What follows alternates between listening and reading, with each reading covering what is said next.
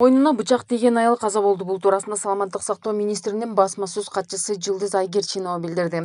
Айтымында жабырлануучу аял кечки саат 21:00 чамасында оорукананын жандандыруу бөлүмүндө көз жумган. Буга чейин анын абалы оор экени кабарланган болчу. Мы постоянно слышим одно и то же из средств массовой информации. Облил, убил, пырнул ножом.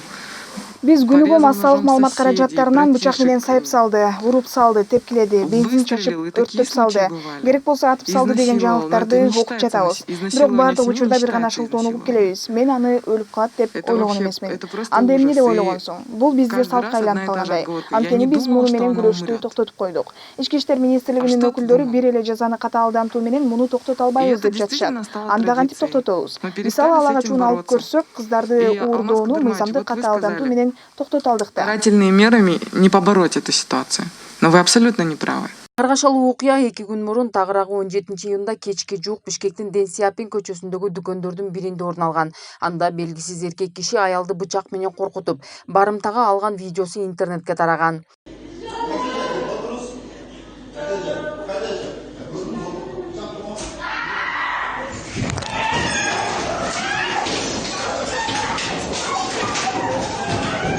Маалыматка ылайык, уруш кызганычтан келип чыккан. Туткунга алган киши маркум менен чогуу жашап жүргөн. Ал көчөдө жаңжал чыгарып, мас абалда аялга бычак такап коркутуп, эч кимди жакын жолотпой койгон. Милиция кызматкерлери келип, аны колго түшүргөнчө аялдын мойнуна акыреги жана арт жагына бычак урган.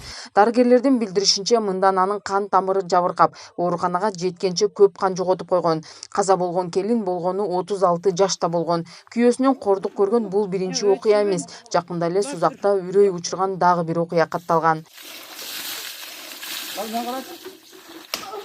Болду ака. Тартылады.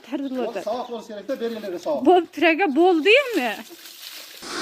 Мына өткөндөгү соцсеттеге чыккан Сузактагы аялын кордогон кишини мен биринчи көргөндө мен ишенген жокмун, бул кошуна өлкөдөн чыккан го деп.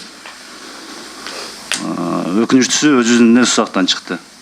Мурда мындай окуяларды кинодон көрсөк, азыр реалдуу турмуштан көрө баштадык.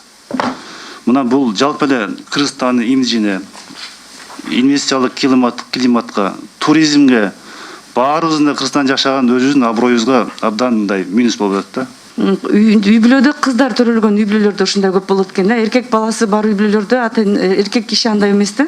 Көбүнчө ошо кыздар төрөлгөн үй бүлөлөрдө кризистик борбордо мынакей балдарды гендердик жактан карасак, айымдардын көп эле кыздар болот экен да, балдары. Бул эркек адамдардын аял адамдарды такыр эле сыйлабагандык алып келет да. Мына адам катары көрбөгөн адамдар бар да. Адистердин айтымында күйөөсүнүн таяк жеген аялдардын бара турган жери жок болгондуктан үй бүлөлүк зордук зомбулукка чыдап келишет. Алар психологиялык жактан жабыркап, күйөөлөрүнө арызданып же аларды каматып жибергенден кооптонушат. Бирок мунун бардыгы үй бүлөдөгү кордоону азайтпай келет. Мындан улам алардын убактылуу баш калкалай турган жер менен камсыздоо зарыл дешет. Карантин убагында зордук зомбулук күчөп кетти. Бизге ушу телефондорго келе баштады.